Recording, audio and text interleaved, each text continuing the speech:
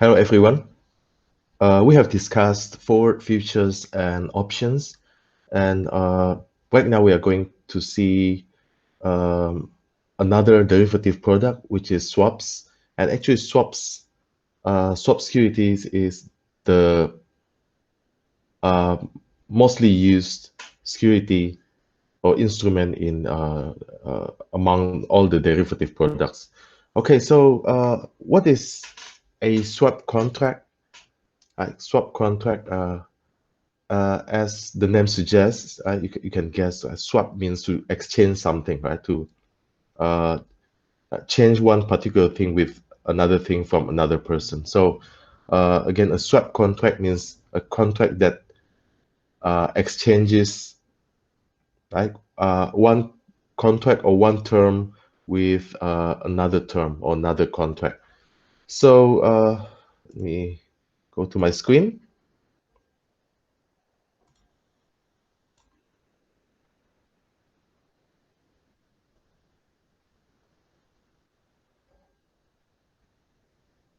Okay, so in this video, we're going to see the like basic mechanism of swaps.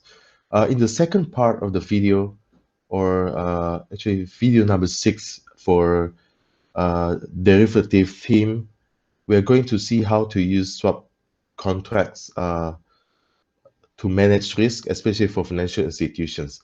So you see that we have a swap contract, and the swap contract uh, could be based on interest rate,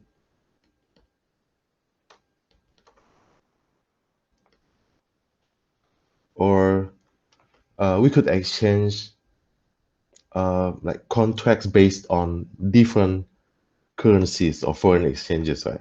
Different currencies, right? So based on interest rate or based on currency. Okay, so we're going to see some simple examples here. So interest rate, we might exchange like the different coupons, right? Different coupon system. So it's based on like different coupons. So maybe one party is having or is paying a fixed rate coupon, right? Fixed rate by issuing a fixed rate debt, while the counterparty is issuing a floating rate debt. So yeah, for certain reasons, they have calculated that internally it would be more profitable for them to exchange, right? So one fixed rate, one floating rate, and it is the best interest for both of them to exchange the obligations, right, or the coupon payments, and might also this might also include the principal payment. So it could be like an exchange of coupon payments only, or even both, coupon payment plus the principal payment. So interest plus principal or only interest payment. And another possible type is based on basis swap. So maybe both of them uh, are using like floating rate payment.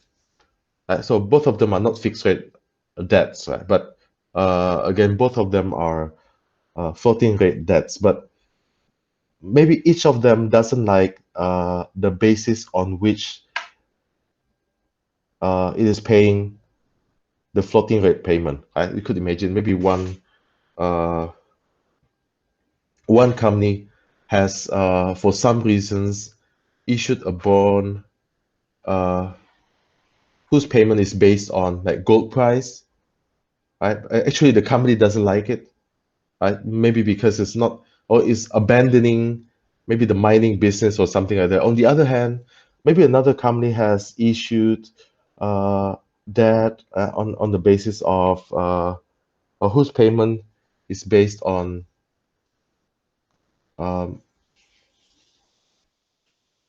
maybe S&P 500 index, and it turns out that the company is going more into European business, so it doesn't like the debt that it has issued. So you see, maybe this first party or first business likes the other company's debt more, right? The basis on which the payment would be made, and vice versa. Right? The other company likes the debt tied to gold price or gold index or something like that. So they could exchange their obligations, right? Their debts because of the different basis on which their payments would be made. Right? So yeah, there are maybe other possibilities, but at least we see like coupon swap or basis swap, right, for the interest rate swaps.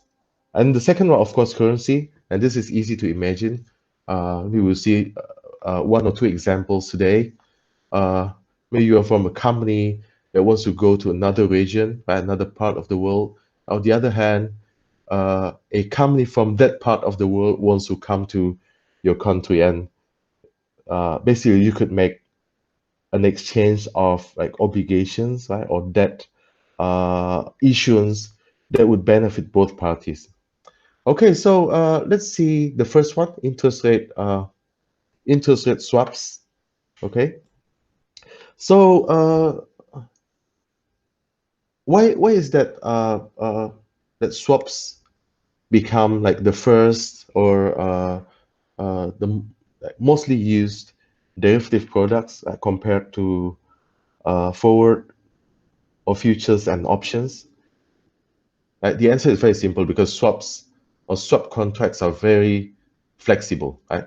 Very flexible, and uh,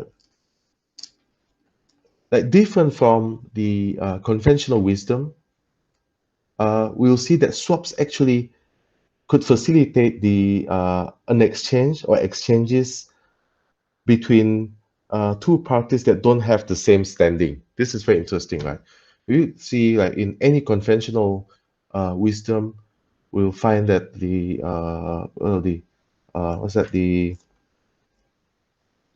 normal practice, right, in business or even in our daily life, uh, that postulates uh, that an exchange could only happen between like two entities with the same standing, right? So this is very common, right? Even in daily life, in friendship, in courtship, maybe even in marriage, right?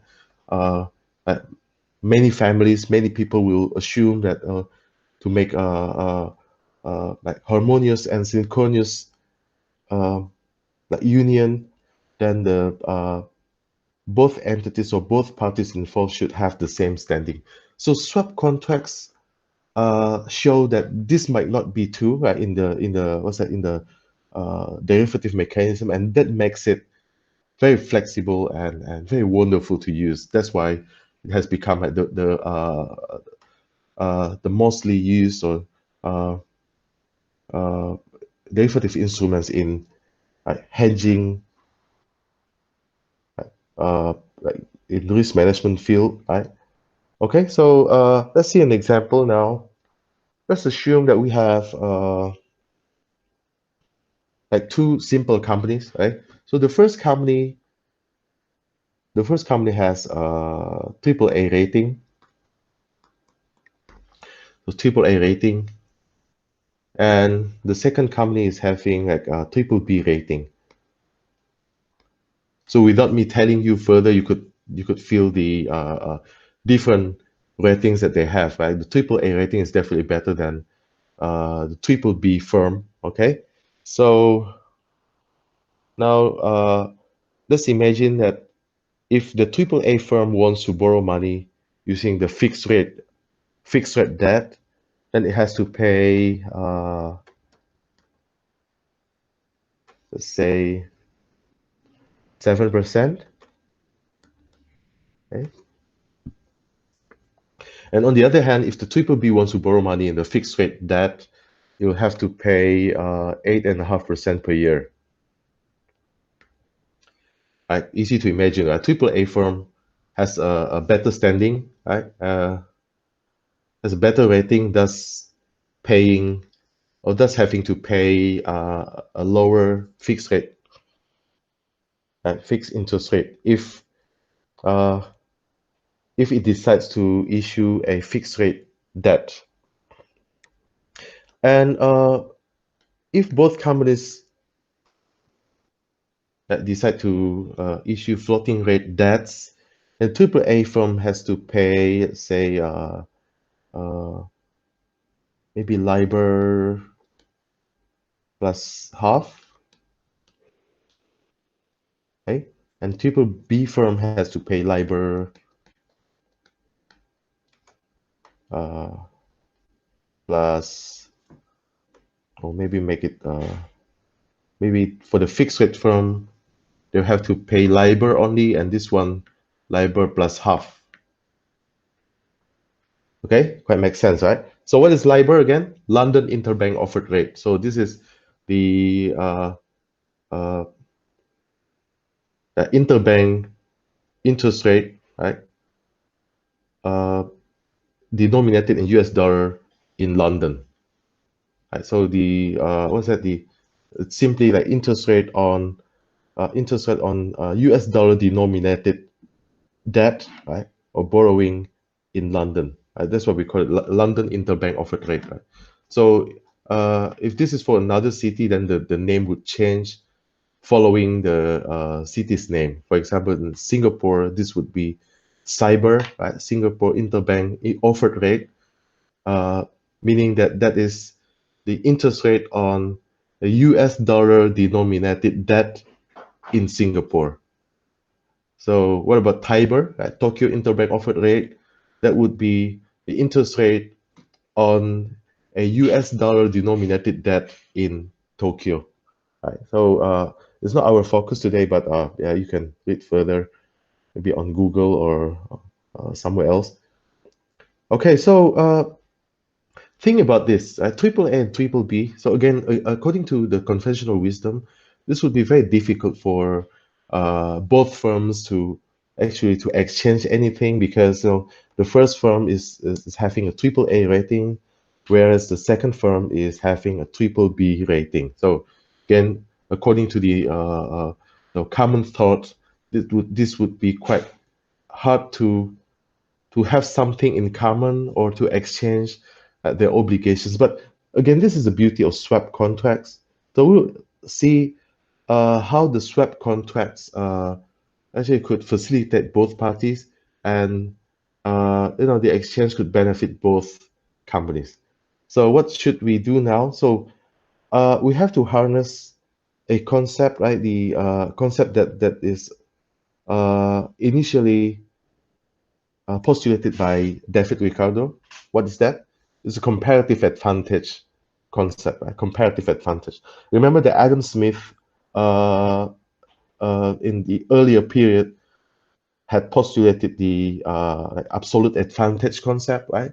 Absolute advantage. So some years later, David Ricardo postulated the comparative advantage theory, right? So comparative advantage theory is very simple, right? If two countries or two companies or anything turn out to be having more advantageous position in both things, then it will be still useful for the country or the company that has uh, more advantageous positions in everything to choose the best advantage that they have, right? So let me give you a simple example. Let's say one person is the CEO, right? And another person is his or her secretary, right? So one is the CEO and the other one is a secretary. So it turns out that let's use a simple example, okay? There are two activities, right? Two activities. So the CEO is supposed to make strategic decisions, right? And also there's another another activity, which is to uh, write a letter or write letters, right? Or type letters, right? So it turns out that in both activities, actually the CEO is better than his or her secretary. So both making strategic decisions and also even typing letters or making letters, right? The CEO turns out to be better than the secretary. However, if you think about it, based on the comparative advantage theory, the CEO had better focus on making strategic decisions, whereas the secretary had better focus on uh, making letters or writing letters. Why? Because making strategic decisions has a higher value for the CEO, right? Although, again, right? Although he or she is better at making strategic decisions and also making letters, but no, it's uh, for the best interest for him or her that the CEO is focused on making strategic decisions rather than on making letters, right? And on the other hand, right, for the secretary, although well, although this secretary is worse off uh, in making strategic decisions and also writing letters, but the you see right the worst off position is less severe for the case of making letters. Okay, so we'll apply the concept here. You see, both for a fixed rate debts and floating rate debt, the triple A firm will have a better, what's that, a better term, right? Because the triple A firm is better than triple B firm in terms of the rating. So in both types of debts, triple A firm will always have a better term. But if we calculate the difference of the terms, right? So triple A is having 1.5% advantage here. And on the other hand, for the floating rate debt, triple A firm is better or is better off by 0.5% only. Right? Agree, right? So you see, right? Both types of debts, the triple A firm is better off, right? But the better off position is much higher at the fixed rate debt, right? And on the other hand, the worst off position of the triple B firm is more minimum at the floating rate debt. So what was the meaning here? So it's better for the triple A firm to issue this one because the competitive or the comparative advantage is higher, right, for the triple A firm, right? And here the comparative disadvantage is lower for the triple B firm. Okay, so this is I think it's very easy to imagine. So triple A firm has had better issue the fixed rate debt and give it to triple B firm, and on the other hand, the triple B firm had better issue the floating rate debt and then exchange it or transfer it to the triple A firm. So let's draw the situation now. This is triple A firm. Okay, so it's better that triple A firm borrow money from issuing a fixed rate debt, right? Okay, fixed rate debt. It borrows money, okay, and triple A firm has to pay. How much is that again? Triple A firm has to pay 7%, right? Okay, so 7%. So triple A firm had better issue the fixed rate debt, right? Fixed rate bond, and you have to pay like 7% a year. However, again, because we want to find like mutual interest or mutual benefits for both firms, and the fixed rate debt is transferred right to the triple B firm. So essentially, triple A firm is telling the triple B firm, okay, now I have issued the fixed rate debt. Please pay for it. Please pay for it, right? So here, because of the different ratings, the triple A firm will have a higher bargaining power, right? A higher bargaining position. So